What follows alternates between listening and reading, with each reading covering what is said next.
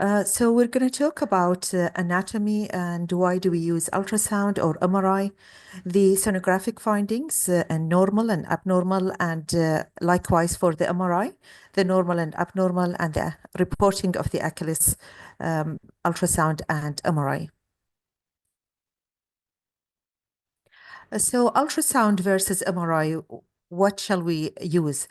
We know that ultrasound, as compared to MRI, it is widely available and it is an inexpensive procedure. It is highly accurate, but at the same time, it is operator dependent. And as we know, generally in ultrasound, it is like a learning curve. So the more experienced you are, then the accuracy, sensitivity, and specificity will also increase. So ultrasound is around 92% accurate for differentiating partial from complete tear of the tendon and also showing the pathologies at the enthesis and also the proximal muscles. One of the advantages of ultrasound over the MRI is that the dynamic examination, when we do at a neutral position and during plantar flexion of the foot, which will enable us to measure the accurately measure the gap of the tendons. MRI, of course, it provides a very accurate diagnostic findings, and the limitation of MRI that it is not widely used in some of the centers, especially at rural places and also at the underdeveloped countries. The MRI, there are limitations for using it in certain circumstances where there are contraindications for the MRI. Otherwise, it has a very high accuracy, sensitivity, and specificity. The limitation of the cost, again, is one of the drawbacks, the availability in certain centers. And we have the limitation, of course, that we cannot do it during flexion or extension of the foot, and that will need certain dynamic MRI imaging, which is not widely available. So the Achilles tendon anatomy, first, we know that it is formed from the medial and lateral heads of the gastrocnemius and the soleus muscles. The plantaris tendon, it makes a small contribution to it, and it is absent in approximately 20% of the population, 10 to 20%, and it usually inserts distally. It can insert to the medial Achilles tendon, or it can insert separately into the calcaneus. Then we have the enthesis, the site of the insertion of the tendon, and adjacent to it, the retrocalcaneal bursa, and anteriorly is the triangle fat area, which is Kager's fat. One important thing to notice about the Achilles tendon, unlike other tendons, it does not have a synovium. Instead, it has a paratenon, which is an analog for the synovium. The distal to 6 centimeters, proximal to the insertion of the tendon, is relatively an avascular area, which is called the watershed area, and it is most prone for tear and degeneration. So the main function of the Achilles tendon is it's a strong flexor of the ankle joint. So here we have the anatomy of the Achilles tendon. So we have the two gastrocnemius muscle, the medial and the lateral head of the gastrocnemius, the large plantaris muscle, as we can see here. Then we have the contribution of the, that was the soleus muscle. And then we have the contribution of the plantaris muscle, which can attach into the tendon or separately into the calcaneus. So the most superficial muscles are the gastrocnemius, underneath that is the soleus, and deeper to the lateral gastrocnemius is the plantaris muscle. So normally in the MRI imaging, the Achilles tendon has a low signal intensity in all pulse sequences. The area of the insertion into the calcaneus is the enthesis, and the Achilles tendon anterior and posterior wall are parallel to each other and can have a small concave anterior surface. We might see some alteration of signal intensities within the tendon, and that is not because of tear, and it should not be mistaken also for tendinosis. This is the normal fibrillary appearance of the Achilles tendon, and some of it could represent the small residual vascularity within the tendon. So the distal insertion is an enthesis, and it extends for a distance of about 2.5 to 3 centimeter. One important thing to remember when we're looking or investigating patients with Achilles tendon is the plantar fascia. Maybe I did not include it fully here, but as we know that patients who come with posterior ankle pain, these can be due to the Achilles tendon, but can be also due to plantar fascia pathologies. So in any time that we're examining for Achilles tendon, we should always look into the plantar fascia. Ultrasound of the Achilles tendon. So we go on over the technique, normal sonographic appearance, the abnormal appearance of the tendon, like tendinosis, paratendinosis, partial and complete tear, and some other pathologies.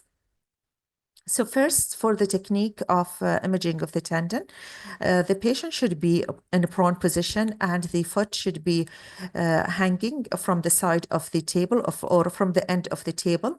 We should put a copious amount of gel so that we avoid the concavity of the posterior ankle. And we start with longitudinal and go upward to the area of the muscles, and then we go transversely. So this is like a longitudinal image of the Achilles tendon. This is the calcaneum, which shows a smooth outline. The calcaneal morphology and also the outline of the bone is very important to be evaluated, and it gives us also some underlying pathologies which can affect this area, the insertion of the tendon. While imaging the Achilles, we should always make sure that we are, like any other tendon, we're perpendicular to the axis of the tendon to avoid any anisotropy and partial false false positive findings of tendinosis or tear. So here we can see the normal fibrillary appearance of the Achilles tendon. Anterior to the Achilles tendon as the Kager's fat, and then underlying that is the muscles. So we have here the plain radiography and the corresponding ultrasound finding of that. So in the ultrasound, this corresponds to the Achilles tendon, and this is in plain radiography. We can see the outline of the Achilles tendon. So this is the Kager's fat. It's like a triangular area of fat which separates the Achilles tendon from the underlying muscles. So here I'm highlighting the muscle and the muscles and the tendon in both X-rays and ultrasound. Then the triangular area, it forms the Achilles tendon. So the base of the triangle is lying on top of the calcaneus and the apex upward. And deep to the muscle, the Kager's fat, we have the muscles. And this part is the calcaneus, which should have a sharp, well-defined outline. No calcifications normally. And then we have a retrocalcaneal bursa, which is a normally seen.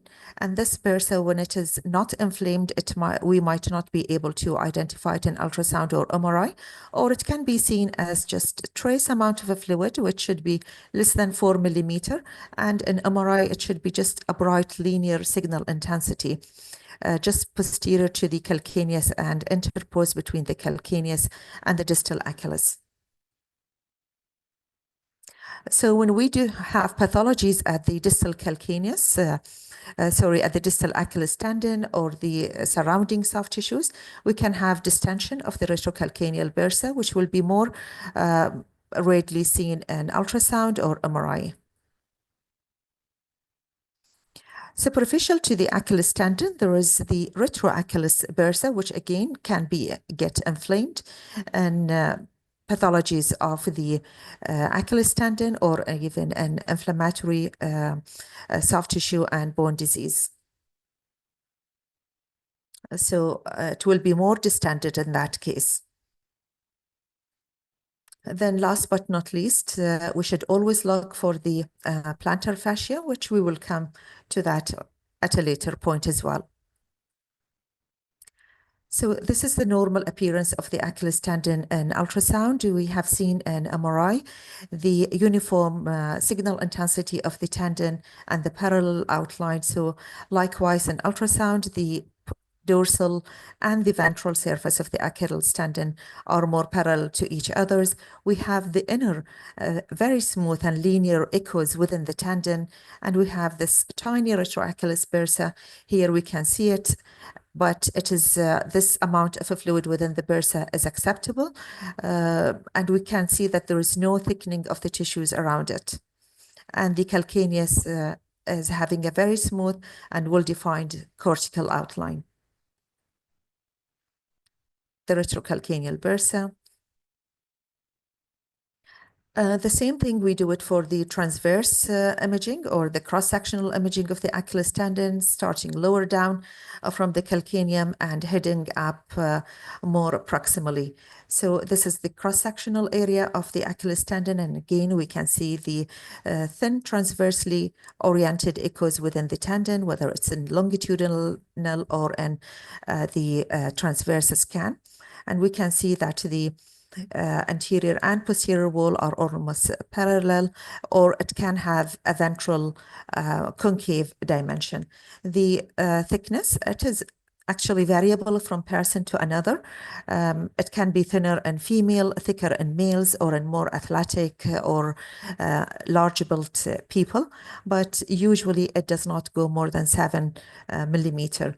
But in some normal variant with big habitus, they can have it even more thicker than 7 millimeter, but we always have the chance to compare it with the contralateral side. So in ultrasound, we can see these are the thin echoic reflections, and anterior to that is the Kager's fat. So we'll enter now to some of the pathologies. We finished the anatomy part and now to the pathology part. We mentioned that the Achilles tendon does not have a synovial membrane. Instead, it has a paratenon, which is a thick vascularized paratenon, and it continues distally and blends with the calcaneum. This can be inflamed, and which is equivalent to when we say tenosynovitis of other tendons. So in this case, it can occur with the Achilles tendonitis or even separately. So in this patient, for example, we have just a linear bright signal intensity surrounding the tendon ventrally and dorsally, and a bit of edema within the adjacent Kager's fat. This is another patient. We have the T1, PDFS, and the ultrasound imaging. We can see here that the Achilles tendon is a little bit thickened, and the margin of it is not as sharply defined as posteriorly. We have those echoes now, or those signal intensities, which are more prominent than the initial image that I showed, the normal, and they are quite bright and more globular in appearance. There is increase in signal intensity at the ventral margin of the tendon, and there is inflammation and edema within the adjacent Kager's fat. Likewise, this is the ultrasound. The tendon is thickened, and this hypoechogenicity surrounding it is the inflamed and thickened paratenon. Okay, then the pathologies that can happen within the body of the Achilles tendon, again, tendinosis is the most common pathology that we can see, and this is because of usually occurs with repetitive activities or with athletic patients, and it's due to microtraumas. What happens is that the vascularity will be affected, and there will be areas of hypoxia and degeneration within the tendon, and then the tendon will start to degenerate and will give us the sonographic and the MRI changes that we can appreciate in this person. For example, in this patient, this is the calcaneum. This is the distal attachment, which looks fine. But when we look into the belly of the Achilles tendon, we see that it is thickened. We lose the normal echoes that can be seen distally. It is more hypoechoic, a little bit ill-defined anteriorly. Keger's fat doesn't look bad, and the retrocalcaneal bursa is not inflamed, and the posterior margin of the calcaneum is absolutely normal. This is just a magnified view for this area, and we can see clearly how the Achilles tendon is thickened and it lost its normal fibrillary appearance within the substance. So this is a patient, and this is an MRI corresponding to whatever pathology we see in ultrasound. And we can see here the fusiform thickening of the Achilles tendon, some alteration of signal intensity more distally, and we can see the convex margin of the ventral convex margin of the Achilles tendon, some edema around the Achilles tendon anteriorly and posteriorly, and edema within Keger's fat due to the inflammation. The distal attachment is preserved. So progression of the Achilles tendinosis, it can then progress to partial tear due to the increased intra-substance hypoxity and more degeneration of the tendon. It can progress into tear. The tear can progress from partial to complete tear, and it can be within the belly of the tendon, proximally or distally. So in this patient, we can see an intrasubstance delaminating tear. So it's a longitudinal tear within the substance of the tendon, and it is not reaching the ventral or dorsal aspect of the tendon. This is another person, another patient, which we can see again, thickening of the tendon. It is significantly thickened, and this is the cross-section of the tendon. We can see how thickened it is, and it measures here around 1.2 centimeter in thickness. And we just mentioned that the thickness is around 7 millimeter, though it is variable, but it is 7 in this patient. It is 1.2 in AP and 1.8 centimeter in mediolateral dimension. Ultrasound, vascular Doppler ultrasound shows significant increased vascularity. There are some hypoechoic area within the tendon which suggest very tiny and interstitial tear within the tendon. Again, the paratenon is thickened and hypoechoic, and there is inflammation of the surrounding soft tissues as well. This is the same patient, and it shows significant alteration of signal intensity of the tendon with internal bright signal intensity compatible with the interstitial partial tears, and there is significant edema within the surrounding soft tissues posteriorly and also within Keger's fat. So some of the pathologies that can involve the insertion of the tendon, like we mentioned previously, we can have the retrocalcaneal bursa, which can be inflamed. Like in this patient, the Achilles tendon is actually doesn't look bad, but if we compare it with the other side, we can see that on the other side, the thickness is different than the thickness here, though it is still maintaining some of its fibrillary appearance. We do see some alteration of the echogenicities as compared to the contralateral side. In the right side, the retrocalcaneal bursa is just seen, and we cannot see any distension. In the pathologic side, the left side, we can see the distension of the retrocalcaneal bursa.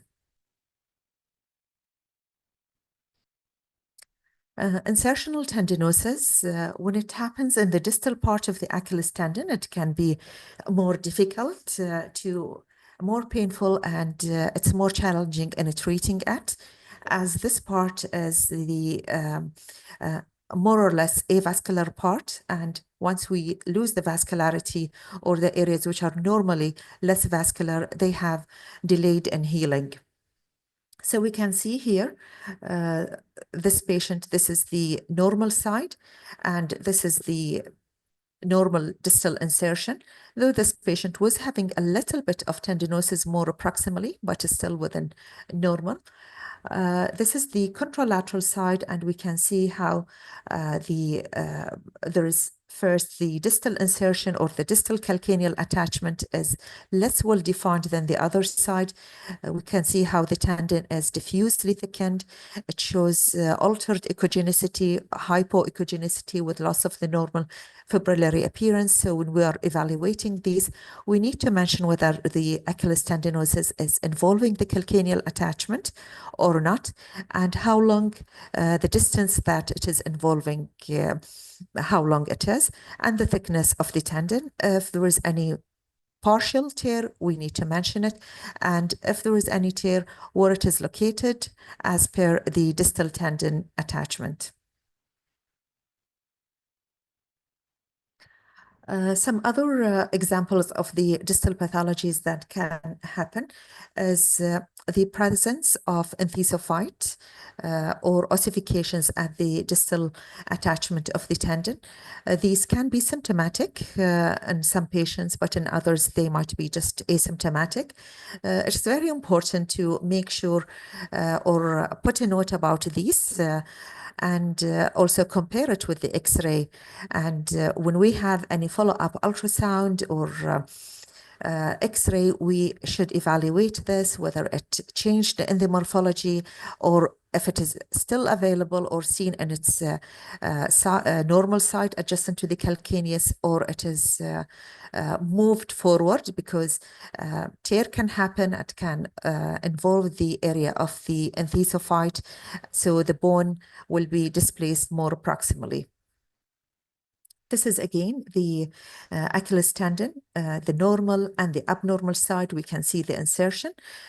Here it's around 3 millimeter, and here it's about 5.5 millimeter, though we still have some, the fibrillary appearance is still preserved. The retroachilles soft tissues also show some thickening and alteration of echogenicity as compared to the other side. And more distally at the distal calcaneal attachment, we see the enthesophyte. This is another patient, and we can see here that we have here the distal enthesophyte and some other smaller calcifications or spots of calcium here. And these are very important to make a note of, because they can suggest some partial tear if they are away from the main or the parent bone here. This patient, again, he has a plantar calcaneal osteophyte. So we know that the pathologies of the Achilles tendon, they go along with the plantar fascia. They are so connected in the dynamics. So this is the MRI and T1 and the PDFS images. We can see the enthesophyte here. And we can see the tendon is thickened and shows altered signal intensity in both the T1 and the fluid sensitive sequences. It's bright. There is quite distension of the retrocalcaneal bursa. We can see it here. Inflammatory changes and edema seen within the calcaneal attachment. And there are some cystic changes as well. And in addition to that, we see that there is like partial tear and delamination of the at the calcaneal attachment, and that could be the reason why we're seeing these tiny calcifications here. It's actually probably they are moved from this area of the calcaneus. So the whole constellation of this will give us the Hageland deformity, which usually happens when we have here a prominent posterior and dorsal angle of the calcaneus. This, along with Achilles tendinosis, retrocalcaneal bursitis, and edema within the calcaneum, will give us the Hageland deformity. So this patient, again, we can see that here we have the calcaneal spare, plantar calcaneal spare, and there are signs of a plantar fasciitis. The plantar fascia is thickened. It shows increase in signal intensity, and there is also a delaminating tear at the adjacent calcaneal attachment. So we'll move to the Achilles tendon tear, which can be interstitial, and I've shown one of the cases before of interstitial tear. It can be partial, like in our patient also. It was partial and or complete. This is a patient that had an injury while landing forcefully while playing basketball, and he came with pain and swelling. And actually, while he was landing, he could hear a pop sound. So this is the MRI, and this is the calcaneum and the longitudinal appearance of the Achilles tendon. Distally, it is preserved, though shows background changes of Achilles tendinosis, but more proximally, there is a strain of the distal muscle here, the gastrocnemius muscle and soleus muscle distally. And we can see that the fascia joining the Achilles and soleus muscle is thickened, bright in signal intensity, and the proximal muscle tendon is abnormal in appearance and surrounded by edema as well. This is the ultrasound for the same patient. It shows the background Achilles tendinosis, maybe even very clearly more than the MRI, and we see the loss of the normal fibrillary appearance, and there is hypo echogenicity of the tendon. Plus, there is like a partial tear at the ventral aspect of the tendon. The distal insertion was preserved. This is just a more magnified view of this area, showing the partial tear of the tendon. This is another patient, and I hope that you can see that we have here tiny calcifications also adjacent to the calcaneal enthesophyte. Here we can make out from the X-ray that there is a thickening at the area of the distal Achilles tendon. The Kager's fat, instead of being very clear fat signal, fat density, we can see that there is haziness of the Kager's fat, and there is some density which is equivalent to the density or almost approaching the density of the muscle.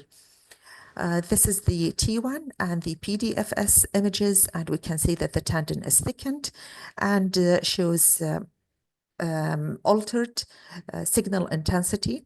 And there is a gap distally, which is at the distal attachment into the Achilles tendon. And we should always measure this gap, how long it is. And when we talk about the tear, we should always mention whether there is a stamp attaching to the calcaneus or not. And if the stamp is present, then we should mention how long it is and the appearance of the stamp. Is it like look healthy appearance, or it's just a friable material? And now here we have the inflammation of the Kager's fat and the edema. This is at the site of the attachment. The tendon is completely ruptured or gone. We can see here this thick material. Actually, this is part of probably the paratendon, but there is no continuity with the proximal tendon. This is more proximal, and we can see the increased signal intensity of the tendon in the T1 weighted images, or intermediate signal intensity.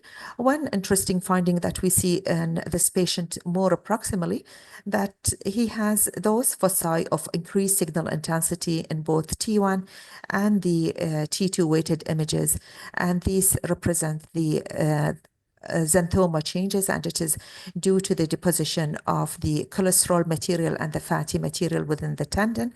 And we know that Achilles xanthoma is one of the causes of thickening of the tendon and tendinosis and other pathologies that can occur. So in this patient, the Achilles tendon is completely torn.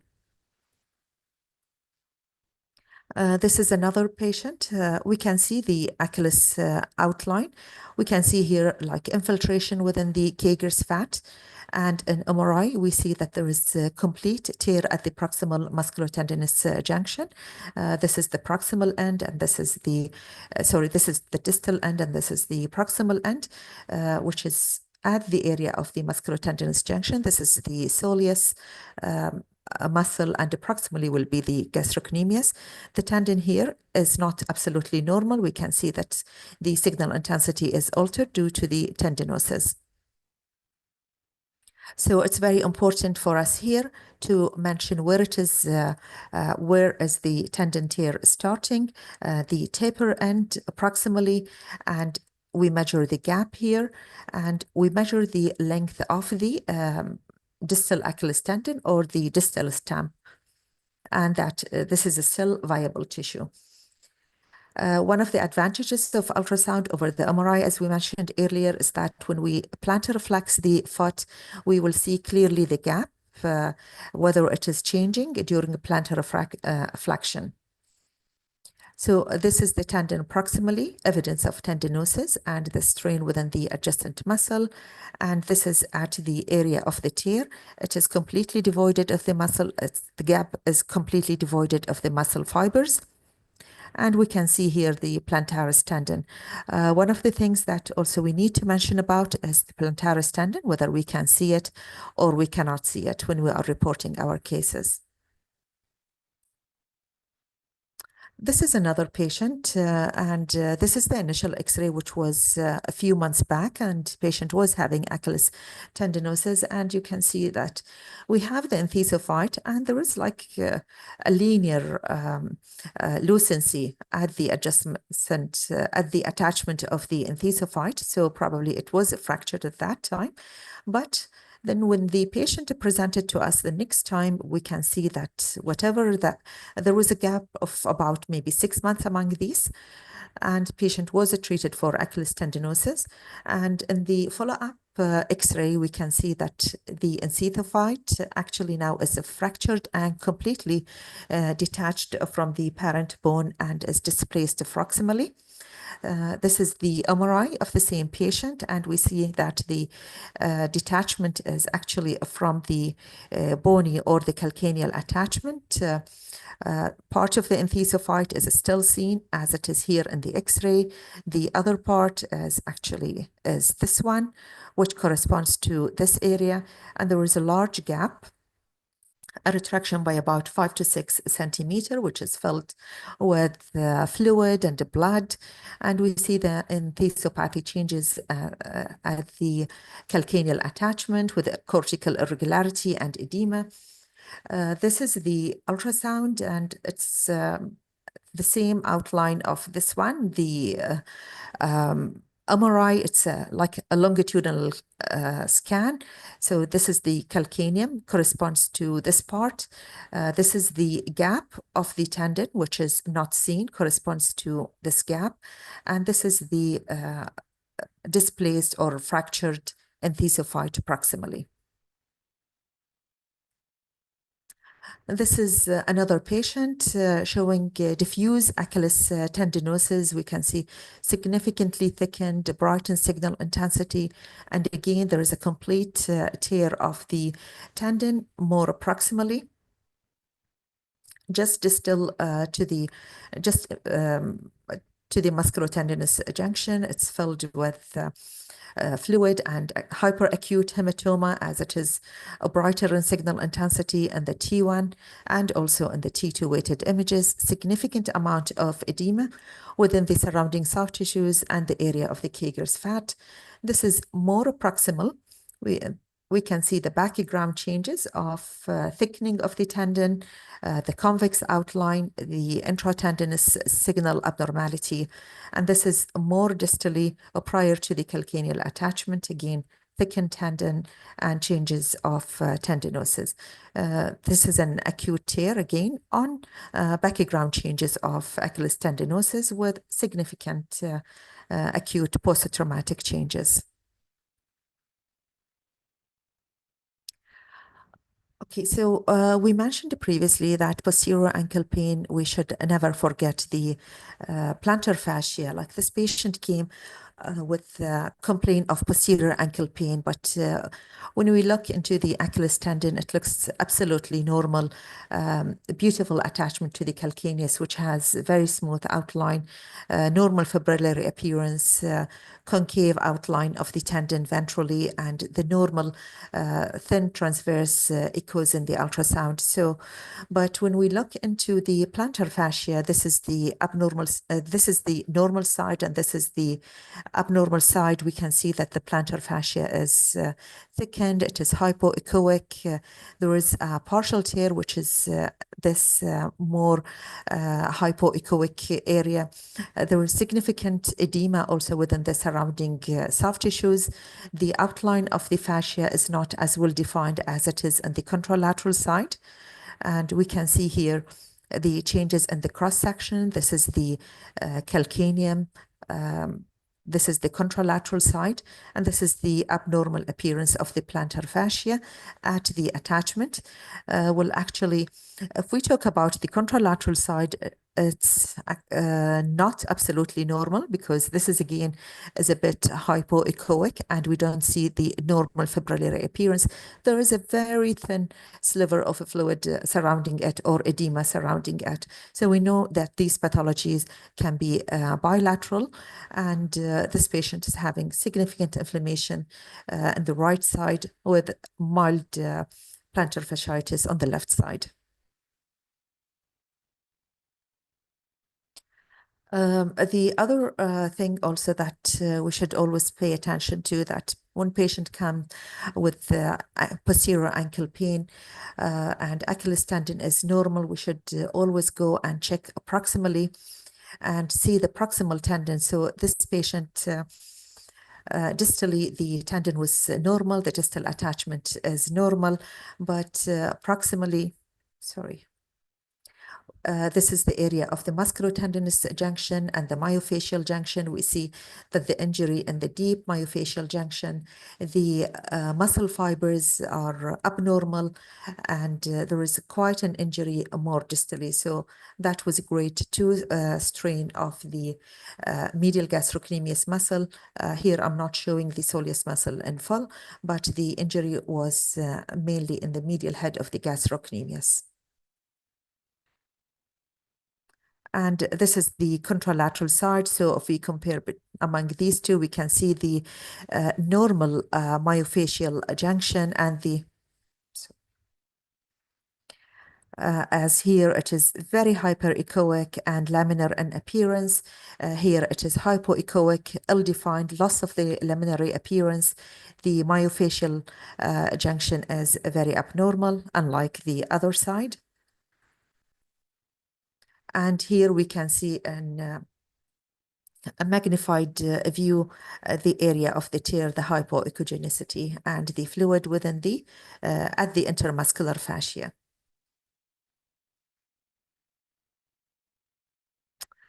So I think I'm reaching an end to my talk, and Achilles tendon, we need to remember that it is the largest and the strongest tendon in the body.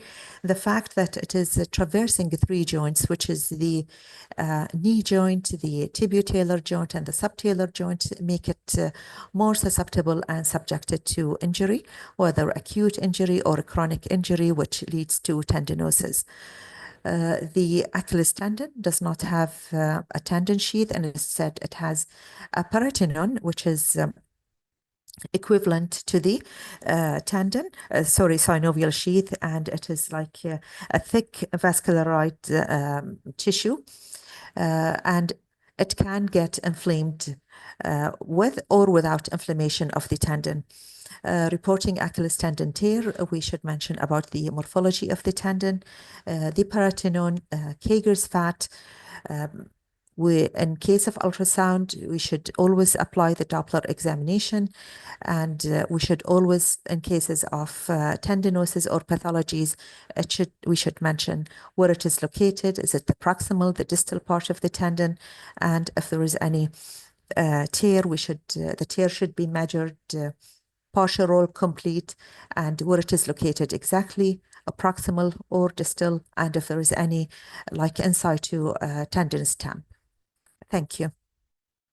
Thank you so much, Dr. Fatima, for that fantastic session on the Achilles tendon, one of the most common pathologies encountered in a musculoskeletal imaging practice. There are a couple of questions in the Q&A. Should I put them across? Yes, please. Lovely. So the first question is there any grading for tear? Well, actually, it depends from center to another. In my center, I don't grade it like I check this tendon thickness, and as if it is partial tear, is it like a lower grade or high grade partial tear? I divide the tendon into like three parts. If it is 25% or less, I call it a low grade tear. 50%, then I mentioned, and if it is more than 50%, it's a high grade tear. That's the way we report it in our center. So it depends upon the thickness of the or the missing part of the tendon. Yeah, thank you so much. Even we do the same. Uh, how to differentiate a Haglund exostosis from an enthesophyte? Are both of them same?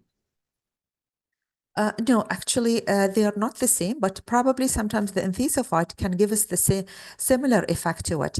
The Hagland deformity is actually, it's the posterior and dorsal aspect of the calcaneum. That part of the bone is hypertrophied. So the posterior superior angle will be different. So the part of the bone, it's basically, it starts with the part of the bone which is hypertrophied, and the pathologies can occur because of the foot wearing and the friction between the footwear. Achilles tendon will be more compressed between this bony prominence and the footwear, and will enhance the inflammation in of the tendon. But an enthesophyte will does not necessarily be there. It can develop with time, and it is due to chronic wear and tear as well, or the mechanical effect. And we can see it with the big people or those involved in athletic activities. And it does not necessarily cause pathologies, but it can be associated with pathologies. Yeah, thank you. Mm, what is the difference between paratendinosis and peritendinosis? Well, for me, I just prefer to use the paratendinosis. It's just, I don't think that there should be a difference between them, but some people say para or peritendinosis. Um, I'm not aware actually of a difference, but if you know any, please just make it clear to the audience. Neither am I. That's why I put it across, yes. But yeah, we usually use paratendonitis along those lines. The next question is, in case of a full thickness tear of tendoachilles, we often see calcifications or ossifications at the retracted edges. So are those part of degenerative enthesophytes or a avulsed bone from fragment or just a dystrophic calcification? Well, that's why we need to have, like, for example, the X-ray and the ultrasound or MRI, whatever. I have shown example that we do have the ossification itself or the enthesophyte itself can avulse and retract proximally.